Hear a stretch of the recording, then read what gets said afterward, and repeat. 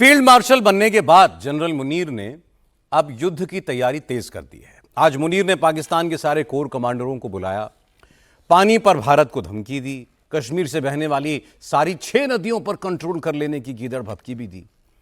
पहले मुनीर ने कहा कि जीएचक्यू दे दो, रावलपिंडी से इस्लामाबाद शिफ्ट कर दो। अब मुनीर का अगला प्लान क्या है? मुनीर अब कहेगा कि पूरा पाकिस्तान दे दो। पाकिस्तान के वजीर आजम ने आज खूब डायलॉग बोले। 1971 की जंग में हार का बदला चुकाने तक की बातें कही। पाकिस्तान के सिंध, बलूचिस्तान और केपीके में मुनीर और शहबाज के खिलाफ आक्रोश हद से ज्यादा बढ़ चुका है। क्या घर में घिरा मुनीर फिर भारत से जंग करेगा?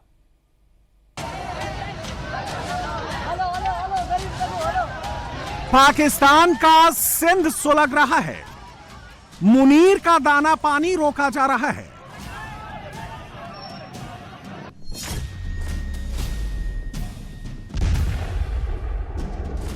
बलूचिस्तान में मुनीर की आर्मी उड़ाई जा रही है। पाकिस्तान आर्मी की गाड़ियां खिलौने की तरह उड़ रही हैं। खैबर पख्तूनख्वा में मुनीर की आर्मी पर ड्रोन अटैक हो रहे हैं। टीटीपी के हाथ आर्मी ग्रेड ड्रोन आ गए हैं। जिहादी जनरल मुनीर के लिए पाकिस्तान के 3 बड़े राज्य सिंध, बलूचिस्तान और केपी के सबसे बड़ा चैलेंज है।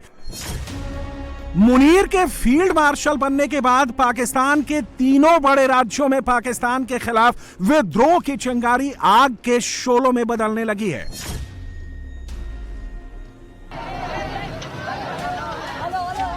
पाकिस्तान के सिंध प्रांत में पाकिस्तानी पंजाबियों के ट्रकों की होली जलाने का सिलसिला तेज हो गया है।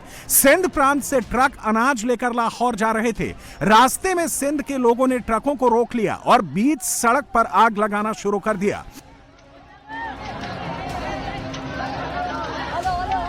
सिंधी आवाम लाहौर जा रहे ट्रकों पर चढ़ गई और आग लगाने के बाद अनाज की बोरियां बाइक पर लादकर सिंध ले गए। मुनीर की आर्मी उन्हें रोकने की हिम्मत तक नहीं कर पाई।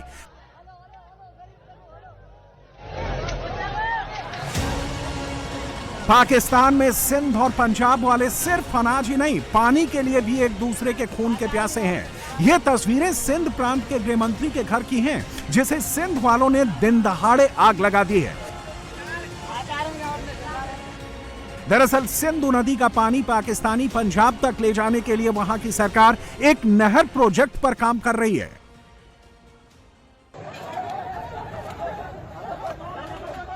इससे सिंध में बहुत आक्रोश है। प्रदर्शनकारी मुनीर की आर्मी और पुलिस को पीट रहे हैं।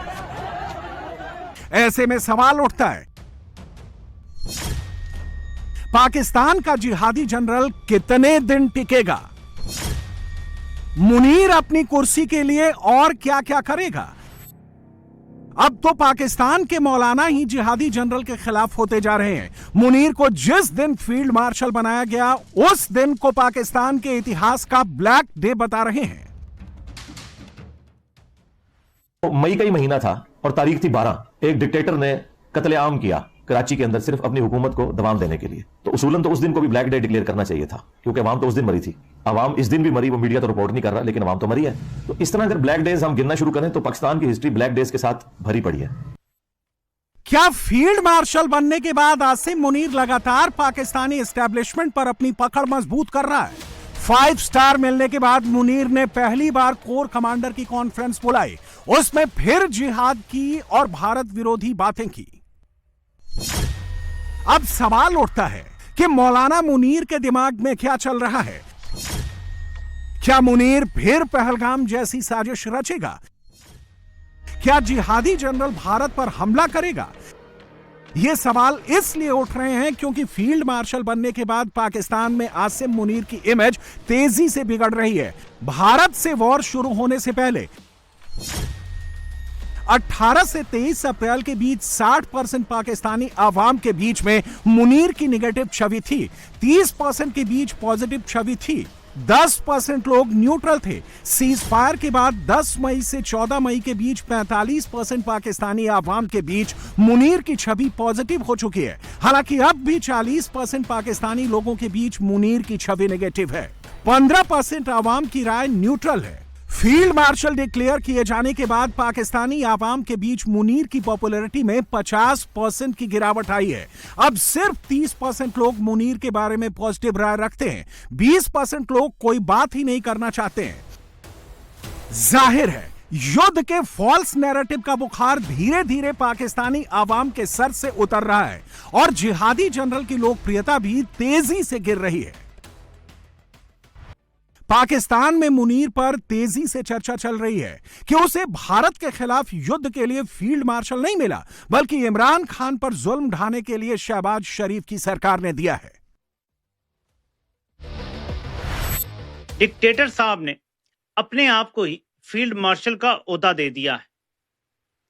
इससे पहले एक डिक्टेटर यह काम कर चुका है, फील्ड मार्शल अयूब खान। ये शैतान की आंत है कि कोई भी काम बगैर किसी वजह के नहीं करते, तो वो वजह मैंने आपको बतानी है कि क्या है। फील्ड मार्शल का ओहदा जब मिल गया तो इंडेफिनेट पीरियड के लिए है।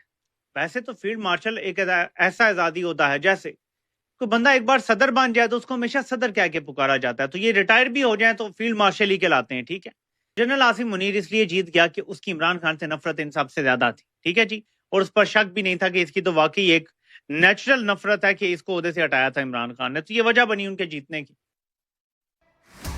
जब भारत ने पाकिस्तान के हमले का जवाब दिया था तो मौलाना मुनीर 4 दिन तक बंकर में छुपा रहा था। शहबाज शरीफ अमेरिका और सऊदी अरब समेत तमाम देशों से सीज फायर मांगने के लिए दिन रात फोन घुमा रहे थे।